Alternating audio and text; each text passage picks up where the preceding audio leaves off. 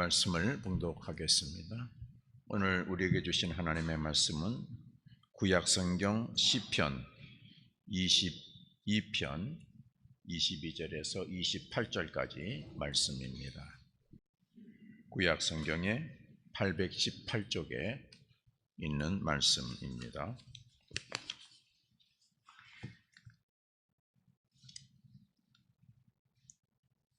시편 22편 22절에서 28절 말씀 교독하면서 말씀을 봉독하겠습니다. 내가 주의 이름을 형제에게 선포하고 회중 가운데에서 주를 찬송하리이다.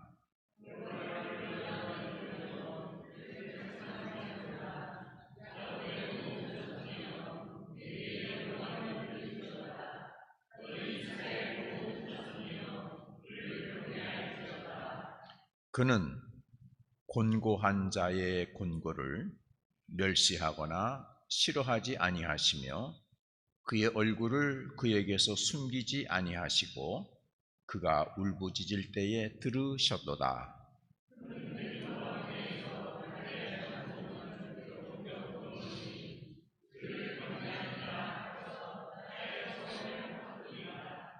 겸손한 자는 먹고 배부를 것이며 여호와를 찾는 자는 그를 찬송할 것이라. 너의 마음은 영원히 살지어다.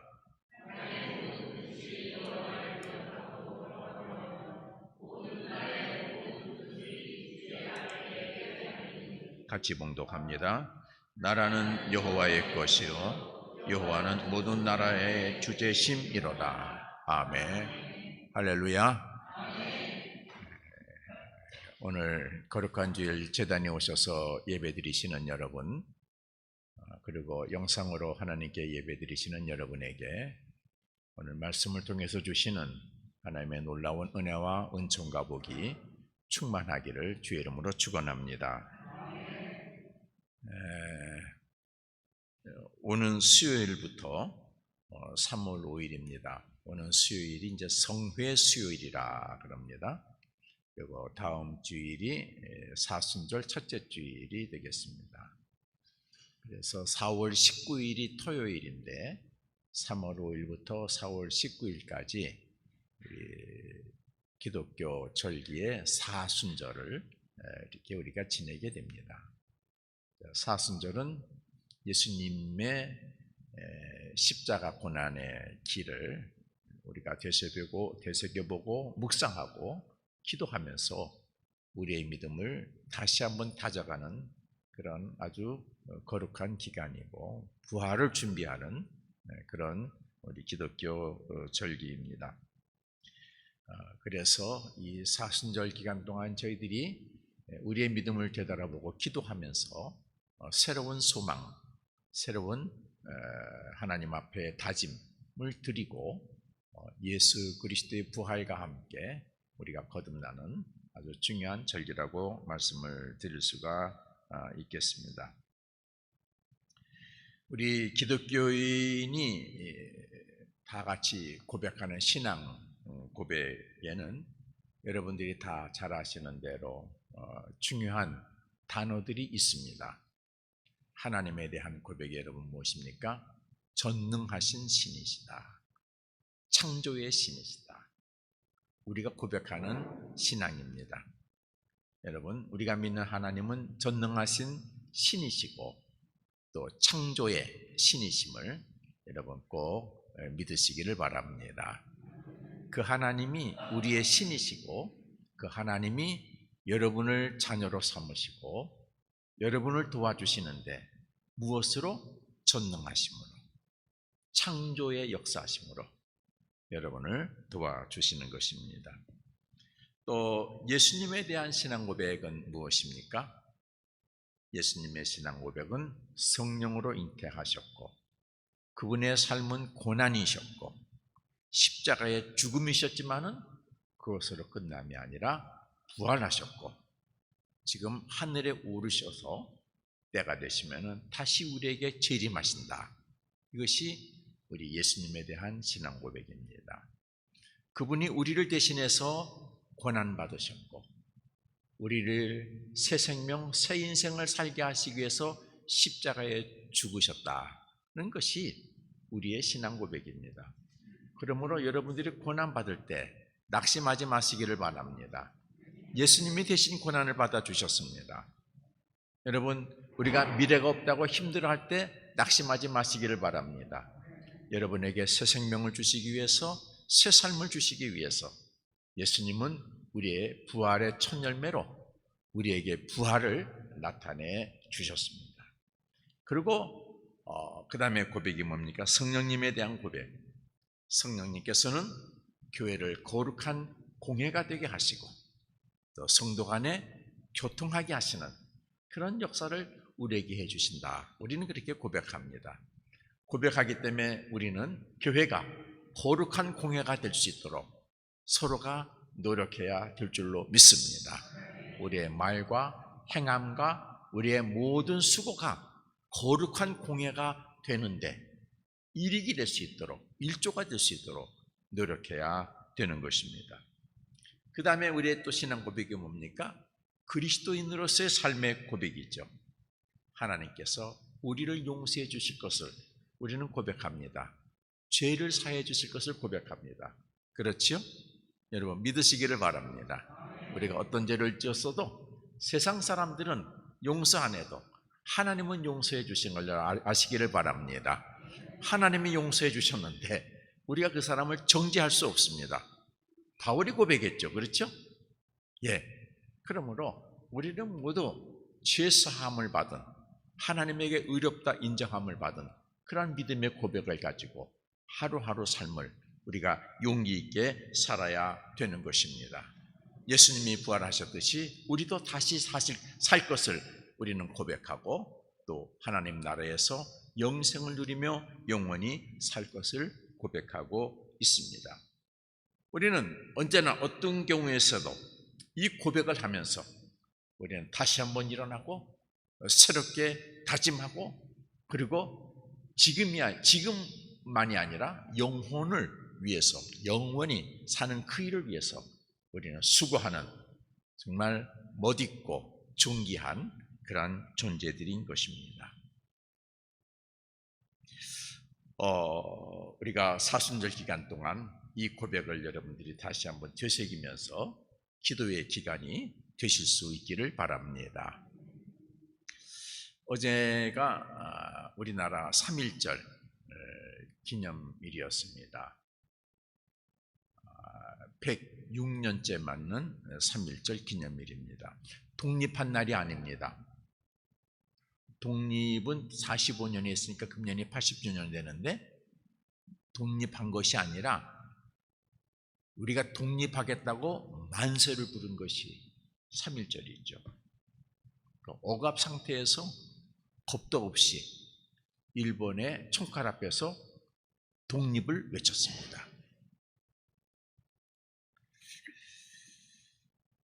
억압, 고통, 능욕, 박해에서 체념하지 않고 포기하지 않고 나라의 민족의 자유와 독립, 기본을 우리가 우리의 국가를 되찾겠다고 독립을 선언한 엄청난 사건입니다. 그런데 오늘 설교를 준비하면서 보니까 우리 민족에게는 그러한 DNA가 있는 것 같아요. 그런 요소가 있는 것 같아요. 그래서 자유를 되찾으려고 하고 민주를 되찾으려고 하고 발음을 되찾으려고 하는 정의를 되찾으려고 하는 그런 DNA가 우리에게 있는 것 같아요. 그래서 나라가 아주 어려울 때 이 나라 백성들은 포기하지 않고 어느 한쪽에서 불씨가 여러 곳에서 생기면서 자유를 되찾고 그리고 민주를 되찾고 정의를 되찾는 역사가 우리 민족에게 있습니다. 그렇죠? 3.1절 그랬고 우리가 군사 쿠데타 이후에 여러 가지의 그 사건들이 있지 않습니까? 그런 DNA가 우리 민족에게 있어요. 이거는 굉장히 자랑스럽고 놀라운 일이라고 생각을 합니다. 여러분, 우리나라가 106년 전에 독립을 위해서 우연하게 일어났을 때에 그때 33인이 독립선언서에 서명을 했는데 그 중에 반 이상이 우리 기독교인입니다. 16명이 기독교인이고 15명이 천도교인이고 2명이 불교인입니다. 그리고 독립선언할 수 있는 이 운동의 네트워크를 형성시켜 준 것이 교회입니다. 그래서 교회가 당시 많은 핍박을 받았습니다. 그래서 교회가 불타든 일본에 의해서 불타진 교회가 우리나라에 많이 있습니다. 지금 한국 기독교는 많이 퇴색이 돼서 현실에 너무 야합을 해가지고 복음의 진리를 외치는 것보다는 땅의 이익을, 자기의 이익을 외치는 그런 교회로 많이 타락해 있습니다. 종교가 그곳에 들어와서 자기 본연의 자리를 지키지 못하고 그곳에 어떤 요구와 정황에 물들게 되면은 종교는 생명을 잃어버리게 되죠. 세상으로부터 손가락질을 당하게 되죠. 이름을 밝힐 수 있습니다만은 정강한 목사를 비롯한 그 많은 기독교인들이 오늘날 한국 기독교를 퇴색시키고 얼마나 전도의 문을 막아놓고 있습니까? 우리가 바르게 믿는 그리스도인들이 분연히 일어나서 바른 신앙의 고백의 자리를 잘 지켜나가는 수고와 노력이 있어야 된다고 생각을 합니다.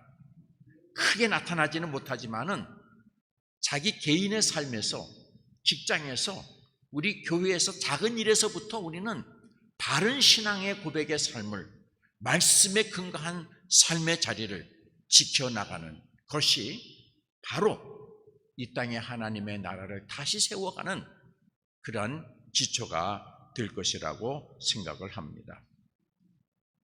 저는 오늘 시편 22편의 말씀을 중심으로 곤고함에 담겨진 보화라는 제목으로 말씀을 증거하면서 하나님께서 주신 은혜와 은총을 여러분과 나누기를 원합니다.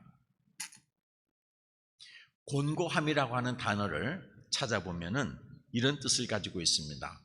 어렵고 고생스럽다. 그걸 공고라고 이렇게 공고함이라고 말합니다. 여러분도 어렵고 고생스러운 것이 있죠.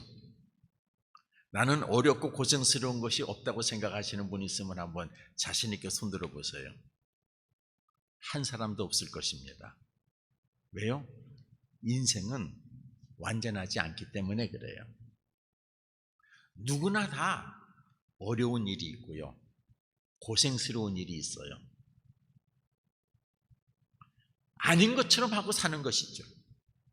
세상에 돈 많은 부자, 공부 많이 한 사람, 권력을 많이 가지고 있는 사람, 그런 사람들에게도 다 어렵고 고생스러움을 가지고 있어요. 남에게 말 못할 그런 어려움과 고생을 가지고 인생을 사는 거예요. 아닌 것처럼 하고 사는 거예요. 그런데 우리 기독교 신앙에는 이 어렵고 고생스러울 때 어떻게 살아야 되느냐 하는 답이 있습니다. 그것을 성경이 가르쳐주고 있어요. 여러분, 세상 우리가 인생을 살 때에 이 공고함이 다 있는데, 어렵고 고생스러움이 있는데, 이것을 어떻게 대처하느냐에 따라서 내일의 인생이 달라집니다. 내가 너무 일을 많이 해서 피곤했어요. 어려워요. 고생스러워요. 아니면 뭐 일을 하다가 잘못됐어요. 어렵고 고생스러워요. 어떻게 대처하느냐에 따라서 내일의 내 인생은 180도 달라질 수 있는 것입니다. 그렇죠? 그런데 우리 기독교 신앙에는 이 어렵고 고생스러운 이 공고함이 어려움으로 고생으로 끝나지 않고 이 공고함 속에 담겨진 보화가 있는데 그 보화를 찾아내기만 하면은 공고함 속에서 새로운 희망과 축복의 인생의 역사를 만들어낼 수 있다고 하는 것입니다. 놀라운 것이죠. 그렇죠? 이것이 우리 기독교 신앙에 있는 핵심 요소 중에 하나이죠. 일제시대 때, 강점기 때 그 엄청난 세력, 모든 주권이 다 빼앗기고 힘이 없는 그런 연약한 민족이었지만은 그 공고함 속에서 우리 기독교인이 핵심이 돼서, 그래서 이 어렵고 고생스러운 이 민족의 어려움을 다시 독립이라고 하는, 오늘날 대한민국이 세계, 그래도 지금 나라가 많이 어려워졌지만 그래도 세계 10위권 안에 들어가는, 세계를 지도하는 그런 나라로, 민족으로 세워나가는 DNA가 우리 기독교부터로 나왔다고 하는 사실을 여러분이 아시기를 바랍니다. 우리 기독교가 이 민족에게 들어오기 전에는 우리나라 어땠습니까? 세상에서 별 볼 일 없는 나라예요. 그렇죠? 폐쇄적인 민족이에요. 희망이 없는 민족이에요. 당파 싸움에 서로 죽이고 삼족을 멸하고 그런 민족이었어요. 그러나 이 땅에 하나님의 복음이 들어오고 난 이후에 이 민족은 100% 달라졌어요. 세계를 선도해 나가는 민족이에요. 그렇지 않습니까? 여러분, 세계 곳곳에 우리나라의 지식인들이, 인재들이 그 나라를 이끌고 가 있는 나라들이 많이 있습니다. 여러분, 세계 곳곳에는 지금 한글을 배우기 위해서 한글 학과가 생기는 나라들이 굉장히 많이 있어요. 한국어를 웬만하면 다 해요.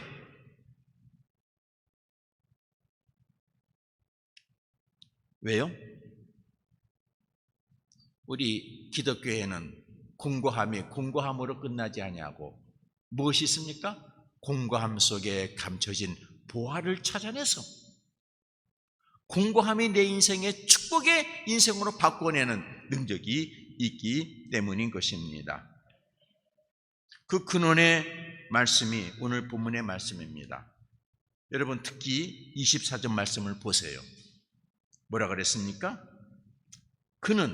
여기서 그는 하나님을 가리키는 거예요. 하나님은 공고한 자의 공고를 멸시하거나 싫어하지 아니하시며 그의 얼굴을 그에게서 숨기지 아니하시고 그가 울부짖을 때에 들으셨도다. 이거예요. 여러분 친구 중에서 어렵고 고생스러움이 있으면은 그 어렵고 고생스러움을 긍휼히 여기고 도와주는 친구가 있는가 하면은, 내가 힘들고 고생스러울 때 모르는 척하는 친구가 있어요. 그렇죠? 모르는 척하는 친구가 있어요. 전화 올까 봐 겁나서 전화 오면은, 내가 전화하면은 안 받는 친구가 있어요. 내가 잘 나갈 때는 전화하면 금방금방 받고 같이 만나자 그러면 만나주고 밥 먹자 그러면 밥 먹지만은 내가 고생스럽고 어려움이 있을 때 전화하면은 안 만나주는, 그저 지나가는 얘기로 응대하는 친구들이 있어요. 그러나 하나님께서는 여러분이 공고함을 당할 때, 어렵고 힘들 때, 고생스러울 때 여러분 모른 척하지 않으신다는 거예요. 멸시하지 않으신다는 거예요. 귀찮아하거나 싫어하지 않으신다는 거예요. 피하지 않으신다는 거예요. 오히려 귀를 기울이고 여러분의 공고함과 여러분의 어려움과 고생스러움을 듣기 위해서 기다리고 계신다고 하는 사실을 여러분 믿으시기를 바랍니다. 이게 기독교 신앙의 핵심 요소 중에 하나예요. 이게 기독교 신앙인에 담겨진 DNA 중에 하나예요. 핵심적인 요소예요. 이것을 알고 이것을 실천하는 자는 복이 있는 사람이고, 이 DNA를 있지만은 이것을 실천하지 아니하고 묻어두는 사람은 밀어나고 인생을 실패하는 인생의 사람이 되는 것이죠. 여러분 24절 말씀을 다시 한번 보시기를 바랍니다.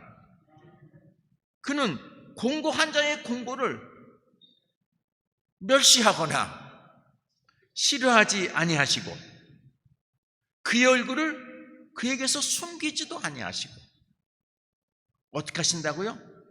그가 울부짖을 때 들으셨구나. 고통의 소리를 들어주신다 그랬어요. 그러므로 하나님의 백성이 삶에서 공고함을 당할 때에, 어렵고 고생스럽고 힘들고 낙심할 수밖에 없는 상황에 있을 때에 여러분 우리는 뭘 해야 됩니까? 뭘 해야 됩니까? 우리가 할 수 있는 건 여기 단어가 뭐예요? 단어가 뭐예요? 네, 울부짖는 것이죠. 울부짖는 것을 우리 기독교 신앙의 용어로 뭐라 그래요? 기도. 여러분 인생 속에서 어려움을 당했을 때 해결하지 않을 때가 어느 때예요? 기도하지 않을 때잖아요. 잘 나가던 일이 어려움을 겪을 때가 어느 때예요? 기도를 끊었을 때, 기도를 쉬었을 때잖아요. 그렇지 않습니까? 내 인생에 고통이 왔는데 그 고통이 해결되지 않고 고통 속에서 헤매고 있을 때가 어느 때입니까? 기도하지 않을 때잖아요. 그러나 내가 고통 속에서 어려움 속에서 세상에서 해결할 수 없는 그 엄청난 문제를 가지고 힘들어하지만 어떻게 기도할지 모르지만 그래서 골방에 앉아서 말없이 기도할 때, 때로는 교회 예배 시간에 하나님 앞에 울부짖어 기도할 때, 때로는 기도 성산을 찾아가서 하나님 앞에 간절히 매달려 기도할 때 나도 모르는 순간 평안이 찾아오고 나도 모르는 순간 어떻게 해결의 방법이 생기고 그리고 새 역사의 길이 열려지는 것을 여러분 아마 체험하게 된 줄로 믿습니다. 그렇죠? 그런데도 또 한참 지나가면 그걸 망각해버리고 말아요. 내가 최고인 줄 알아요. 내 생각대로 내 멋대로 살다가 공고함을 또 당해요. 돌이켜보면 기도를 놓치고 있어요. 부르짖음을 놓치고 있는 거예요. 여러분 오늘 우리가 살고 있는 삶 속에서 공고함 속에는 하나님이 담겨놓으신 놀라운 보호가 있다는 걸 여러분 아시기를 바랍니다. 이게 기독교인에게만 주신 하나님의 축복이에요. 아시겠습니까? 기도하세요. 기도가 끊어진 신앙인은 미래가 뻔해요. 기도가 끊어진 사업장은 미래가 뻔해요. 기도가 끊어진 교회는 미래가 뻔해요. 분쟁과 다툼과 분열밖에 없어요. 왜요? 기도가 끊어지면 누가 제일 좋아할까요? 마귀죠. 그렇지 않습니까? 여러분 마귀가 우리에게 제일 처음에 요구하는 게 뭔지 알아서 기도 안 하게 하는 거예요. 어떤 이유로 해서 기도를 쉬게 하는 거예요. 아시겠습니까 여러분? 마귀가 여러분들을 어디로 끌고 가는 거 아니에요. 여러분에게 오셔서 이런 핑계 저런 핑계로 기도를 쉬게 하는 거예요. 그래서 여러분으로 하여금 공고함 속에서 하나님이 주신 부활을 못 찾게 하는 거예요. 여러분이 하나님이 주신 은혜와 은총과 축복의 삶에서 그거를 놓치게 하는 거예요. 그리고 이번에 여러분의 입에서 마귀가 좋아하는 불평과 불만과 그리고 저주와 그런 것들을 내뱉게 하는 거예요. 마귀가 좋아하는 단어를 내뱉게 하는 거예요. 그러므로 사도 바울은 우리가 쉬지 말고 기도해야 한다고 가르쳤습니다. 오늘 본문에는 하나님의 백성이 공감해서 하나님의 은혜로 공감을 이긴 후에 하나님을 찬양하는 고백이 먼저 나와 있습니다. 22절, 23절 말씀에 보게 되면은 내가 하나님의 이름을 형제들에게 선포하고 회중에서 주를 찬송할 것이다. 하나님을 찬송하라. 하나님에게 영광을 돌려라. 하나님을 경외하라. 무엇으로? 공고함에서 승리한 자로서. 할렐루야. 여러분도 여러분의 인생의 공고함 속에서 승리한 자로서 하나님께 찬송하고 하나님께 영광을 돌려드리는 그는 복 있는 신앙인이 되시기를 바랍니다. 이처럼 하나님께서는 하나님의 백성을 사랑하셔서 하나님의 백성들 인생 속에 늘 보화를 숨겨놓으셨어요. 아시겠습니까? 여러분, 그것이 보화라고 깨닫는 사람은 예수님이 그런 말씀하셨죠. 어떤 사람이 밭에다가 보화를 숨겨놨다 알게 되면 어떻게 자기 전 재산을 팔아가지고 그 밭을 살 것이다 말씀하셨죠. 정말 여러분들이 하나님께서 여러분의 인생 속에 보화를 공감 속에 보화를 숨겨놓은 걸 여러분이 믿으신다면 여러분은 다른 걸 다 제패하고 그 보화를 찾기 위해서 투자할 줄로 믿습니다. 여러분 기도하는데 투자하시기를 바랍니다. 저는요 해림교회 담임 목회자 직임을 내려놓은 이후로 주일을 빼고 주일은 교회 와서 예배 드리니까 아침 새벽에 꼭 일어나서 하나님께 기도하는 시간을 가졌습니다. 왜요? 제가 기도하지 않고서는 해림교회 원로 목사의 직임을 감당할 수 없을 거라고 생각해서 쉬지 않고 기도하고 있습니다. 지금도 계속해서 기도하고 있습니다. 제가 기도해야 할 과제들이 자꾸만 생겨요. 그래서 어느 때는 시간이 없으면 빨리빨리 해가지고 제목만 하고 기도 끝날 때도 있어요. 여러분, 하나님께서 여러분이 어려울 때 여러분을 멸시하거나 여러분을 싫어하거나 외면하지 않은 것을 아시기를 바랍니다. 하나님은 오히려 여러분을 더 가까이 그런 찬송이 있죠. 내가 연약할수록 나를 더욱 귀히 여기사. 그렇죠? 하나님의 사랑이죠. 이스라엘 민족이 애굽에서 400여 년 동안 노예 생활할 때에 그들의 그 공고함, 엄청난 공고함 속에서 그들은 뭘 놓치지 않았어요? 하나님의 숨겨진 보화를 놓치지 않았어요. 내가 그들의 부르짖음을 들었다 그랬어요. 그렇죠? 그리고 어떻게 하셨어요? 하나님이 역사하셨어요. 모세를 보내셔서 모세를 통해서 하나님은 역사하셔서 이스라엘 민족을 애굽에서 해방시키셨습니다. 바울은 로마서 8장 35절 37절에서 그런 얘기를 했어요. 누가 우리를 그리스도의 사랑에서 끊으리요? 환난이나 공고나 박해나 기근이나 적신이나 위험이나 칼이라. 환난이나 곤고나 박해나 기근이나 우리를 그 어떤 곳에서 우리를 사랑하시는 일로 말미암아 우리는 넉넉히 이길 수 있다.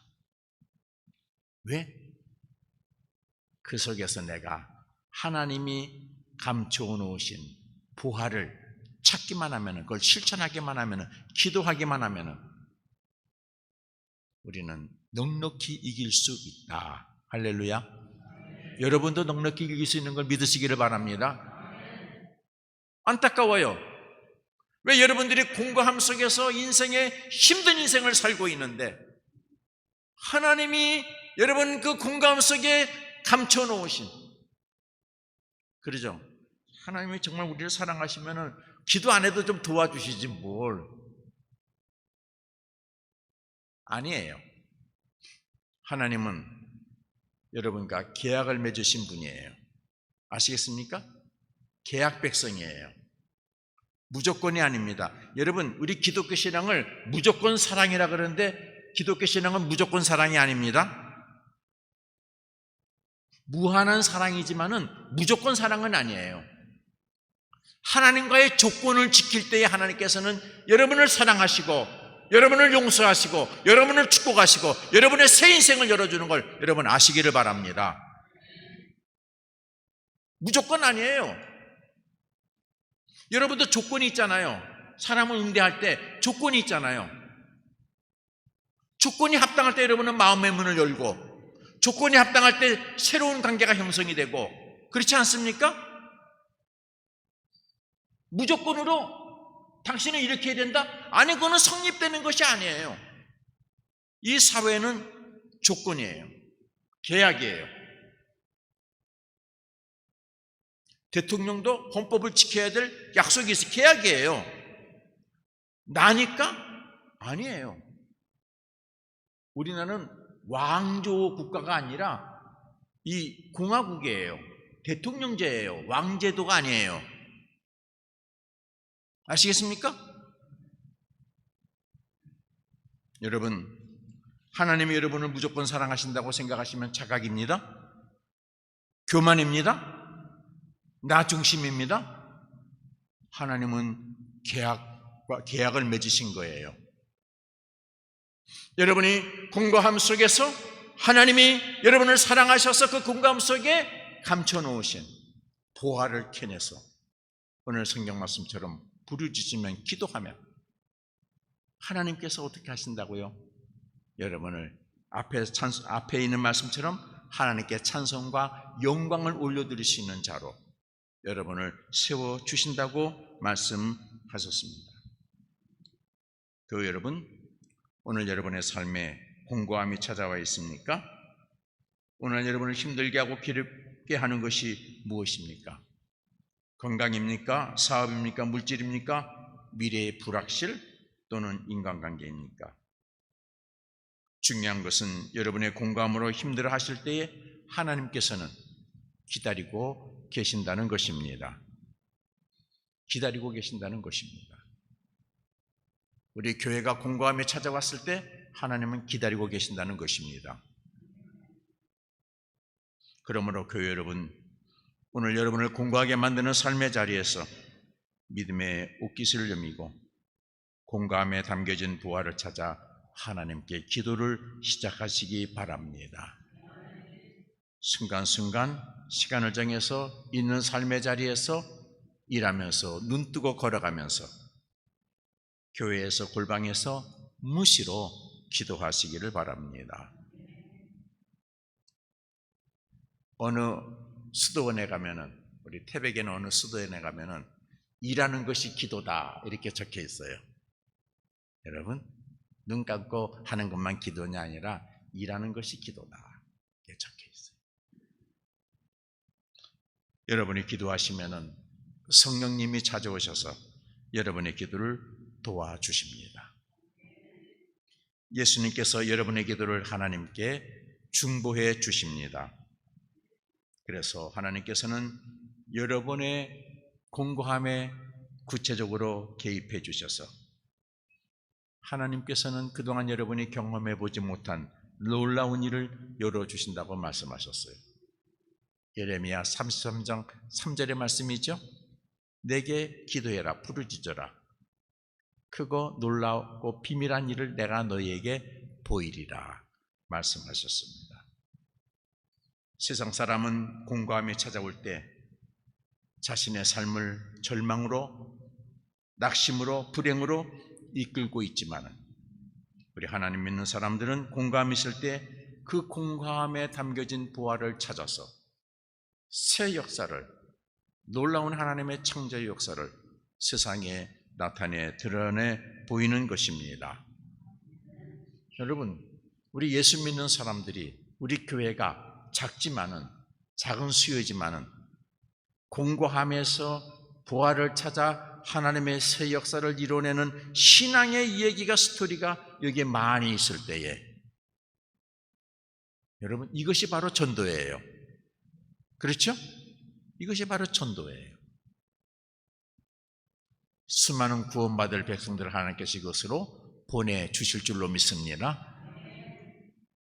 그런데 여기에 공감을 찾는 노력이 없고, 공감 속에서 서로 불평하고 투쟁하고 원망하고 낙심하고 절망하고 힘들어하는 모습을 가지고 있을 때 하나님께서 구원받을 백성을 이곳에 보내주시겠어요?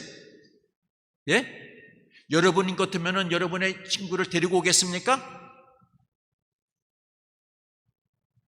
데리고 오겠습니까?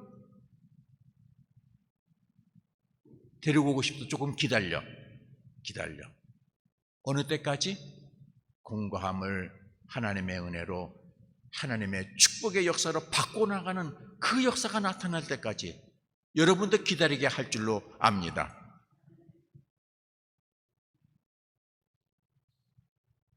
사순절 기간 동안 여러분 공감에 담겨진 보화, 기도하는 일을 찾아내셔서 하나님께서 승리하게 해주심을 통해서 여러분의 인생에 하나님을 찬양하고 하나님께 영광을 올려드리고 수많은 백성들을 불러 모으게 하신다는 오늘 본문의 말씀을 이뤄내는 증인들이 다 되시기를 바랍니다. 기도하겠습니다. 하나님께서 우리를 사랑해 주셔서 우리가 세상에 공고함이 있을 때에 우리를 외면하지 아니하시고 우리를 책망하지 아니하시고 오히려 우리를 향해 기도하기를 기다리고 계시는 하나님의 그 크신 사랑을 감사하고 찬양합니다.